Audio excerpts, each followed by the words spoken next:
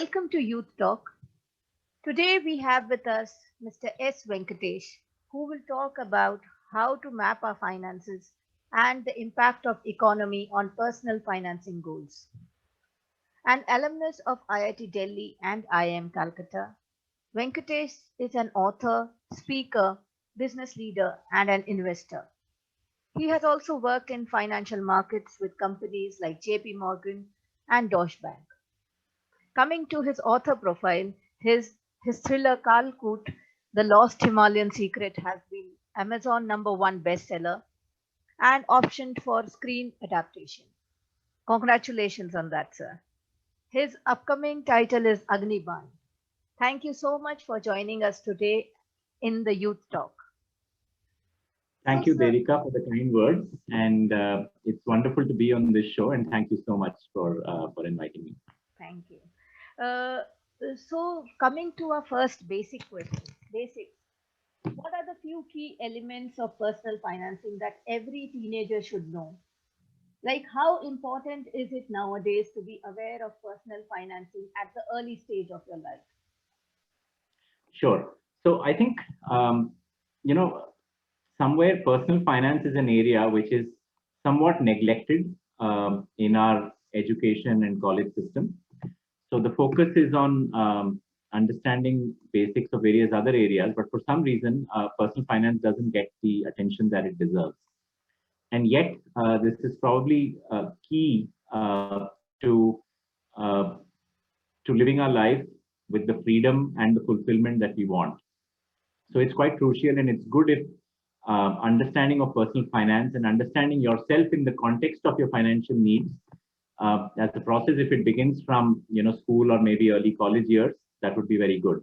Yes. I think one of the things which has complicated it is that there are a lot of quote unquote advisors with their own agendas, who want you to buy their products or subscribe to their services, and that sort of means that there's a lot of misinformation in this area, which is there. I think the second thing is that a lot of people think that finance is complicated and it's not for us to understand, and let's just let the experts handle it. While there is some merit to letting certain things be done by experts, but like with everything else, this is an area where one needs to take some amount of personal onus and responsibility. So only when you come in and your subjective needs, wants, aspirations come in, that the personal financial cycle becomes complete. So this is not an area where you just say, hey, I'll just leave it to the experts and I'm not going to apply my mind. You have to apply more than your mind. You have to apply your heart and your soul, because this is to do with your deepest wants and desires and your deepest life ambitions in that sense. So I think the beginning of all personal finance must be with understanding oneself. What do you want to do? What kind of a life do you want for yourself? What kind of job or entrepreneurial role or creative role do you want to be in? What do you want to do with your life? Do you want to be in a stable job or a stable environment, and keep doing the same thing for the next 30 years? There's nothing wrong with that. Or are you somebody who seeks change all the time and wants to experiment with new things? Are you somebody who wants to create and build things from scratch and achieve fulfillment through that? Are you somebody who values artistic or creative inspiration and achievement a lot? So depending on that, you sort of have a map of, or not a map, but a rough fuzzy picture of what you want your life to be like. So finance at its crux is actually quite simple. There's not too much to it, irrespective of what the books might tell you about. You earn money, you spend some of it and save some of it, and whatever you save, you have to invest well. I think a lot of people are fixated on the first part. And I think for the first few years of a person's career, one needs to also, because you don't have a corpus yet to invest meaningfully. So I think that's the first part. How do you earn money? And to do that, and this starts at pretty much the pre-college level, you have to figure out what are the skills that you want to build. What are the things that you're good at? What are the things that give you deep fulfillment? And what are the things that will, fetch you money either in the form of a job? There is this, concept of ikigai, right? So if you can achieve balance between all these things, it's great. So I think the quest to personal financial freedom starts there. Understanding what skills you want to build, and that to a teenager, for instance, will inform what sort of college degree or undergraduate course you want to pursue, because that depends on what you want to do, what skills you want to build. So I think the earning money part, you want to have certain skills, and over time, it's not just skills; it morphs into more complicated things. So, if you become an entrepreneur, it's not just about, hey, I know artificial intelligence or I understand data science. It's much more than that. I know how to build companies. I know how to build relationships with people. I know how to resolve conflicts. I can go into problem situations and come up with creative solutions and come out of them. So over time, that concept of skill morphs into, capabilities, experiences, etc., etc. So I think that's the first leg of the spectrum. Thank you. Thank you so much. So that was really inspirational, and I hope our viewers will take a leaf out of your book and start investing early and start saving early. So I have also heard people say that financial goals are affected by the state of the economy. How is it true or false? Sure. So it's got a two-pronged answer. So the first, on the surface of it, yes, they are, because obviously the state of the economy overall determines how much you get paid, whether there are enough jobs to go around, or if you're an entrepreneur, whether your business is likely to be successful, will it get funded or not, and so on. Also, I think the state of the economy determines things like tax rates, rate of interest, availability of meaningful investment avenues, and things which are in the realm of saving and investing. But if I look two levels deeper, at a personal level, you can actually make your career and financial path more resilient to all these ups and downs, because all economies go through cycles. They go through ups, they go through downs. So beyond a point, there's no point blaming an external factor, either for your failures or for your successes. Eventually, you have to turn that locus of control onto yourself. So I think the thing is, on the one side, build the skills and capabilities and problem solving abilities that are required for you to earn, whether it's through a business or through a job. And B, understand your personal goals and understand how to invest and save in a way that you meet your financial goals. And these two things, you can do it in a way that it's resilient to economic ups and downs. Well said, very well said. So I would also like to know that see, coming back to personal financing, the 50-30 rule, 50-30-20 rule. Many people say that it is practically applicable. So what are your thoughts on it? And how can a person like a fresher who is starting, how can a fresher start thinking about 50-30-20 rule? Sure. So, the 50-30-20 rule, I guess, it is something that's oft quoted, but I personally don't believe in, boxing it into a set framework. So, depending on your level of income, if your income is, just to take a random, if your income is 100 or 1,000, you cannot apply the same rule for both, because your needs don't grow in the same proportion. So a person who is earning 1,000 ought to be able to save a much larger percentage. So 50-30-20, just to paraphrase, means that 50% for needs, 30% for wants, and 20% you save. But if your income is just above the level of your needs, you obviously can't follow this rule. And if your income is way above, you would be it would be pretty unwise to actually save only 20%. So I would personally say, identify your core needs, and these needs would be primarily shelter, basic level of accommodation, healthcare, education, transport, and some amount of entertainment, etc. Just arrive at a rough number that you can save, and then every month the rule is pay yourself first, which is first save. So put that number into whatever it is, in a mutual fund or whatever other means you use for saving, and then with the remaining you meet your needs. Now, wants are a tricky matter, because obviously we also live life in order to experience it, not just to save. But the problem with wants is that they seem to keep expanding, and this is known as lifestyle creep.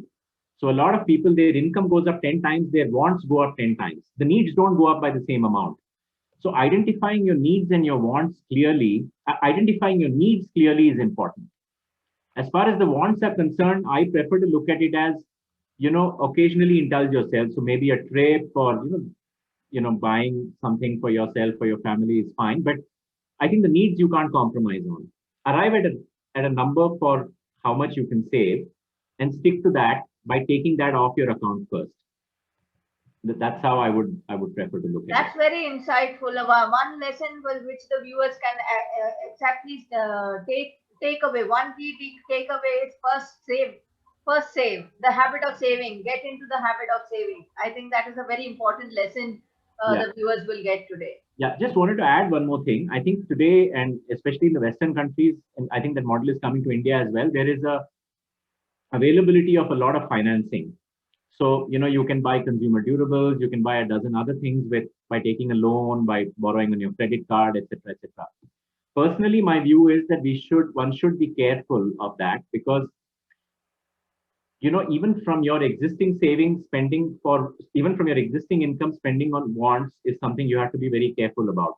To actually borrow and spend for wants, to my mind, is a tricky one because we live in an economy, not just economy. I think the nature of the global the global organizational structure is such that there is no job security. It's not like you can be in the same job for 30 years like it used to be during our parents' time. So I would caution against taking on loans. Maybe for a house, yes, because it's a forced saving. But for anything else other than a house, I would think 10 times before taking on a loan. That's also very valuable lesson. Thank you so much. So coming back now, coming every February, every year on February 28th, the finance minister announces the budget. How does the budget impact our personal financing goals, if it actually does? Sure. So, I think personally that the relevance of the budget to personal financing goals has come down a lot over the years. See, the earning part, if it's split it into three buckets, the earning part, sure, obviously your job prospects depend on the economy, but that economy is much more than the budget. And as we discussed, it's more to do with your skills and capabilities than even to do with the economy. So the earning part goes out of the equation. That's not impacted by the budget. How much you save versus how much you spend, sure, budget can impact whether things are expensive or cheap, but only to a certain extent. Again, how much you save is not impacted. Which investment avenues you choose can to some extent be determined by the tax rates and the tax slabs and the tax, the ATC and those types of, tax deductions, etc.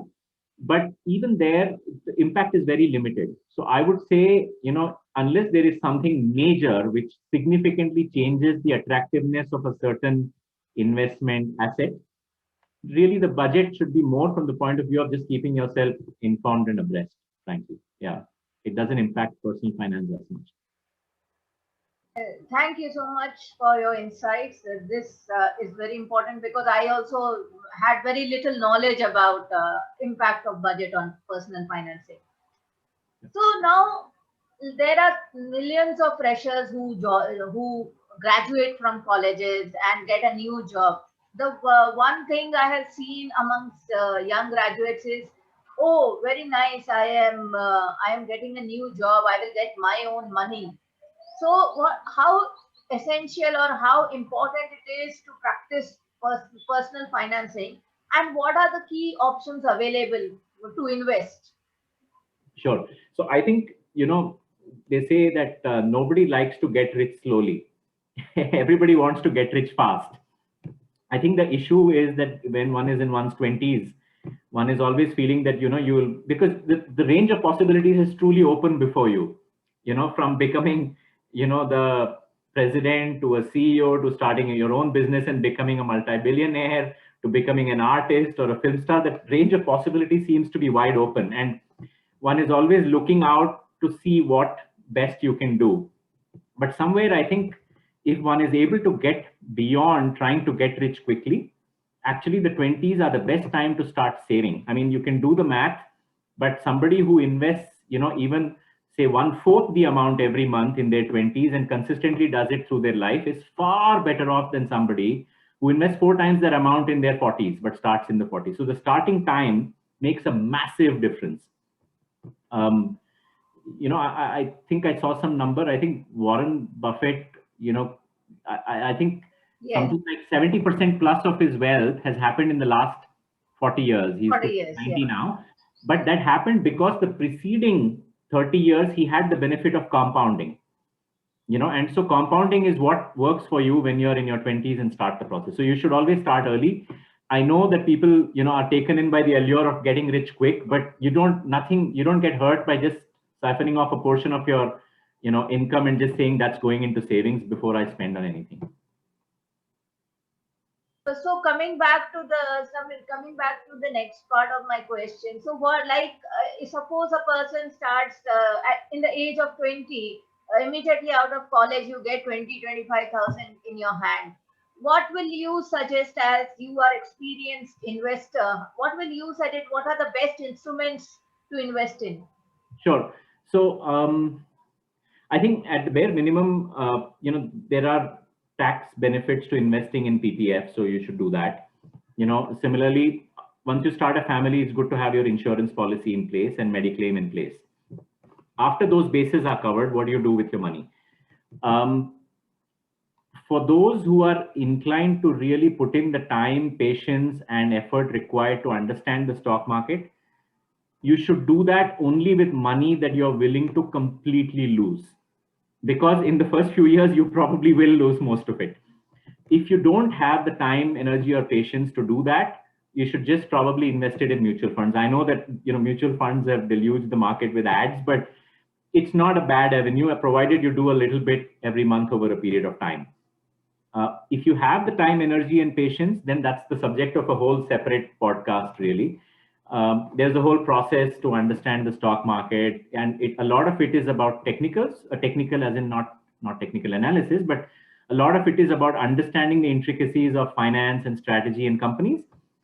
But a lot of it is also about understanding behavior, psychology, and yourself. But that's a whole separate field. For 95+% of the people, I think covering the basis through insurance, PPF, and Mediclaim, and then moving on to just apportioning some for regular investment in mutual funds is probably not a bad idea.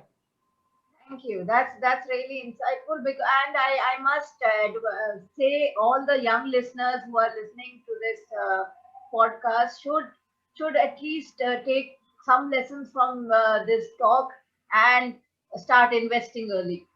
Thank you, So, Dhruv. so we coming to a last question, one of the last questions.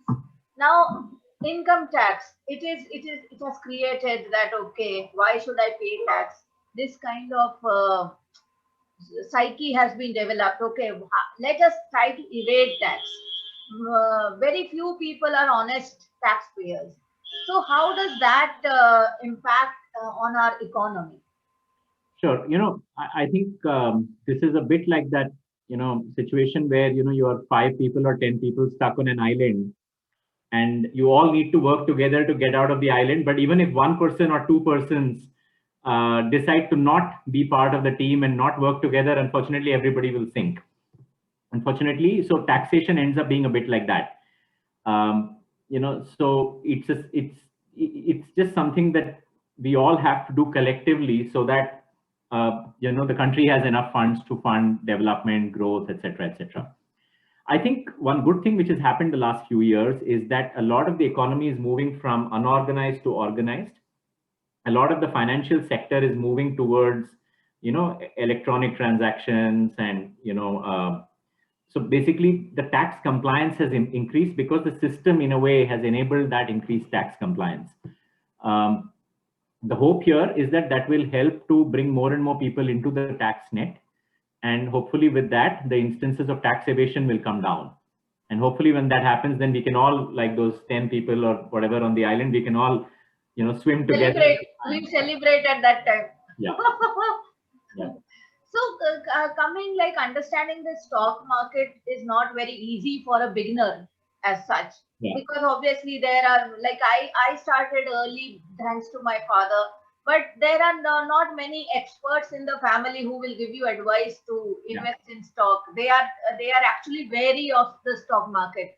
So can you give some tips on how to monitor the stock market and how, as a beginner, can I encash on that?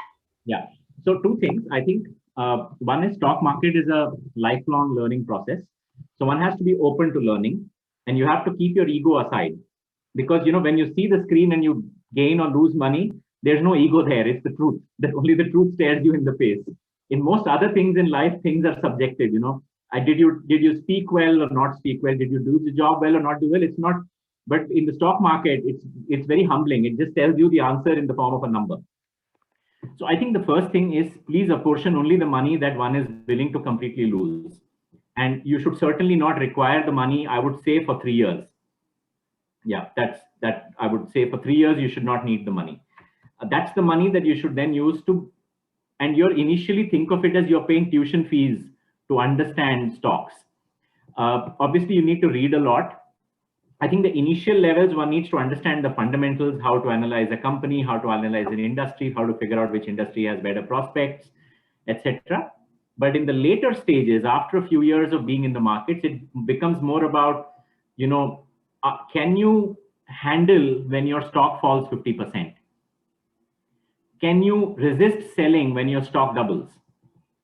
It becomes more about those types of things. If you can't resist selling when your stock doubles, then you have to ask yourself, did I have enough conviction in the stock? Because there's so many cases where the stock goes 2x, people sell, but then after that it goes 10x and you miss the next, the next bus. You miss the next bus. Yeah. Correct. So, so I would say read a lot. Now there are a lot of resources available online. Go through as many company annual reports and presentations as you can. Listen in on company conference calls. Read what the experts have to say. There are obviously very good books. I mean, a starting point would be to just read Warren Buffett's, Berkshire letters for the last 20 years or something. But there are loads of others also, other investors. And, you learn only by gaining and losing money. So you have to invest. You can't understand stock markets as a professor from a distance. You have to, because somewhere that ownership doesn't come till you see yourself gaining or losing money. Yeah, but once again, not for everybody, only for those who have the patience for it and who have the stomach for it. You have to be okay to see your entire portfolio halve or maybe go down 60%. You have to, you have to be able to differentiate what was caused by your ability and what was caused by luck. You may double your money. It may have nothing to do with your ability. It may have entirely to do with luck. So it's a long journey. I mean, I can spend a whole day talking about that. Yeah. Thank you. Thank you so much for sharing all your insights on personal financing. And thank you for coming to Youth Talk. I think it is a very enlightening session for us and for me as well, because I am an investor and I have got a lot of tips to take away from the session. So I hope whenever my money doubles in the stock market, I will definitely contact you. Thank you, Devika. It's been wonderful. I think you've asked some very interesting questions and really enjoyed the session. Yeah. Thank you so much. Thank you.